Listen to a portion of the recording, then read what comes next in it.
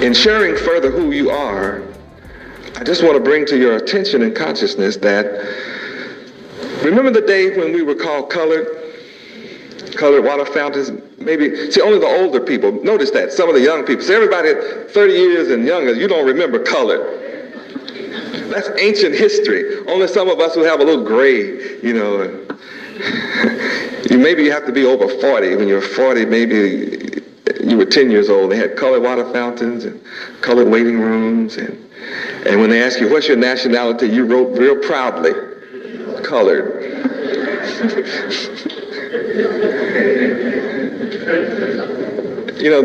Remember the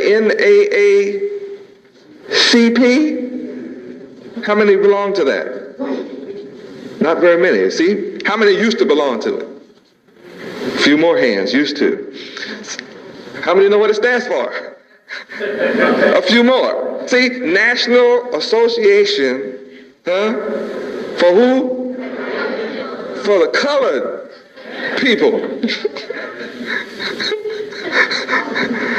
So we used to have a national association of colored people.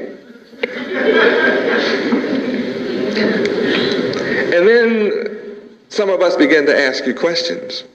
Do you have a colored name? What? Do you speak colored East? No. Well, where is colored land on the maps? I haven't heard of that. Say, hey man, we better stop being colored. I heard there was a Nigger River, a Niger River, something over there in Africa. Let's be Negroes. How many remember being Negroes?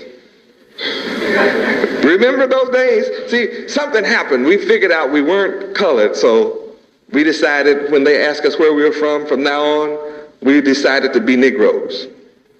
And some white folk would be running for office and they'd say Nigeras. I call my Negras, and we'd get real upset when they say Negra and Niger, and it's gonna call us niggers, man, on the slide.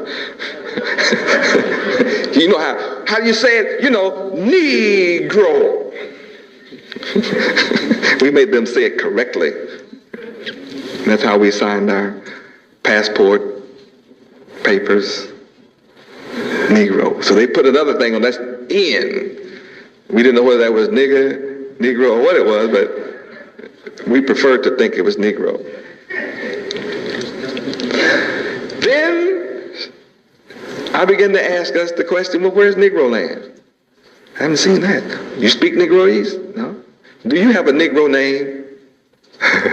No, I don't have a Negro name. They got together again. Hey, man, let's come up with some songs. I'm black and I'm proud.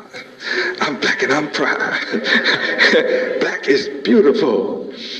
Black power. Anybody remember those days? I should be hitting somebody about now. So we became what kind of people? Black people. Don't open the door for, don't do nothing for me. Just open the door. White folks, what will I do? See, get it myself. Remember those songs? Oh, we were proud and black, weren't we? And then there were leaders who took credit and said, yes, I started the black movement.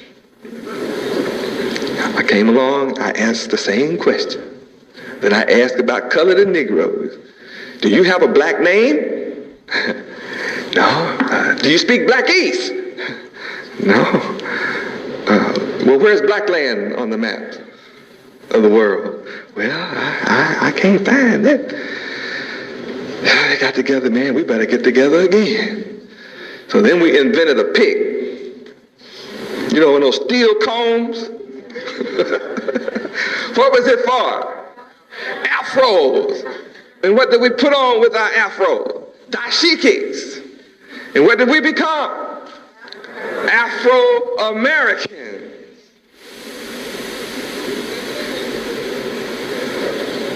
So then they say, well, man, that's not quite good enough. Afro-Americans. So went through the same metamorphosis. So now they had a new meeting last year.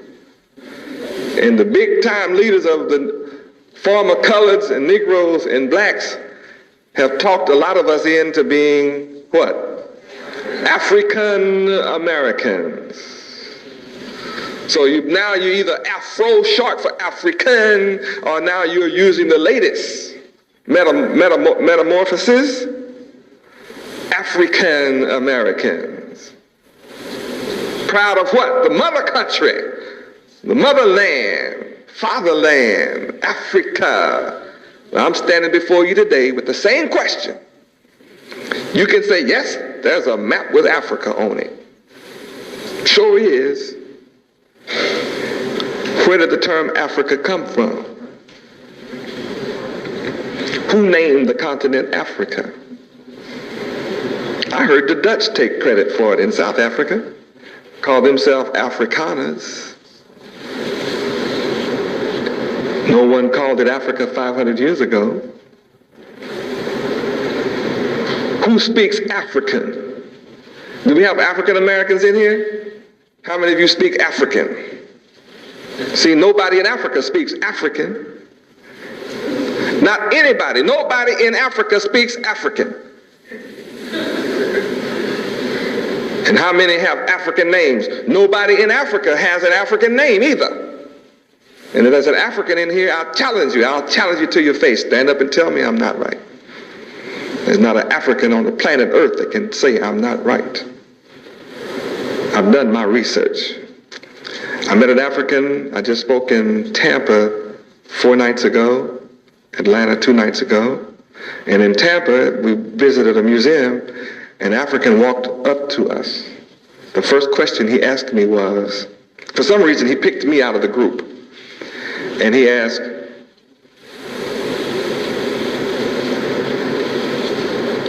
are you a tribe or a group? I said, a tribe. He said, what tribe are you?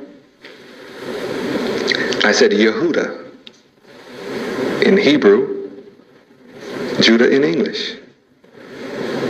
He said, oh.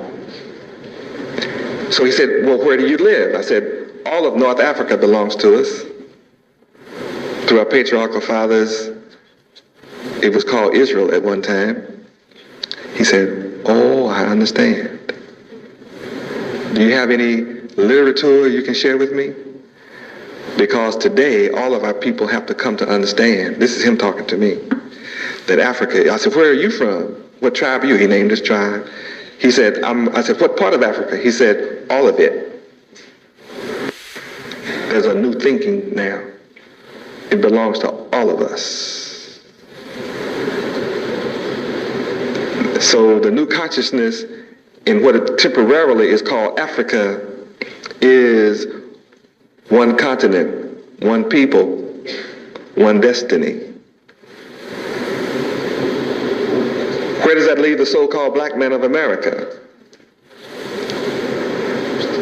We've been going through a metamorphosis.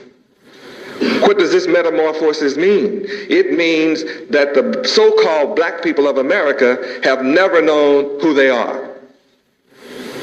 So you've been suffering from a cultural identity crisis.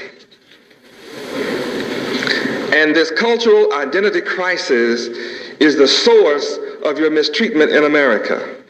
It's the source of your position among all the nations on the earth who inhabit America at this time. Our people are on the bottom of all civilizations, and it's due to this cultural identity crisis, the lack of knowledge of who you are. When white people walk up and ask me, and they have since I've been in this city too, every single city we go to, they walk up and ask, where are you from? I say, Israel. Oh, welcome to America. First time in my life I've been welcomed to America is in my own culture, with the full knowledge of who I am and where I'm from and my destiny. I'm welcomed to America. And when I was wearing a 3-piece suit, ballet shoes, Gucci bag, new Cadillac, out in society cutting a chicken wing with a knife and fork, saying, pass me the water, please. I was never recognized. No matter how white we act, how white we talk, how white we dress, how white we walk, we are never, ever accepted. And you never will be accepted until you come into the knowledge of who you are and accept that reality and wear it proudly. And then your children, with that knowledge, will be sitting equal with whoever is in the classroom with him.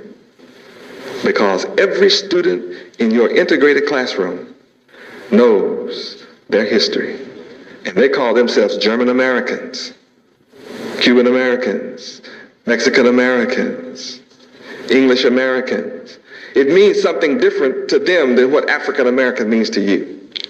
It's a totally different meaning, because they know that they own, the German American knows he owns Germany, and if things get bad, he can go back to Germany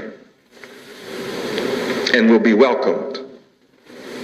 The one who says his name is Pierre knows that he'll be welcomed back where? See, even you know he'll be welcome in France. The one who is living in this country who has the name Kaufman and Volkswagen, where will he be welcome? Back in Germany. And the one who says, my name is Kawasaki, Nissan, and Sony, Mitsubishi, will be welcome where?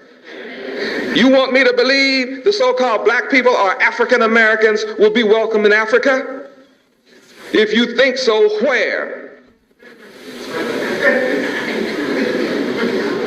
Africans don't want you there, converting their baboons into dope pushers and a gorilla into a prostitute, be riding by on camels with drive-by shooting, hanging out under the trees in the jungle.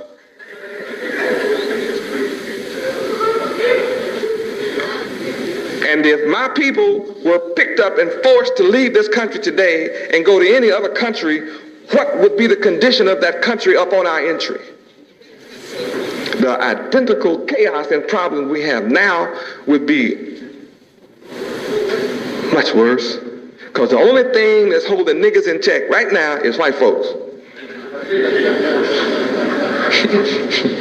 It may be hard to take and hear me say that, but really, is that the truth?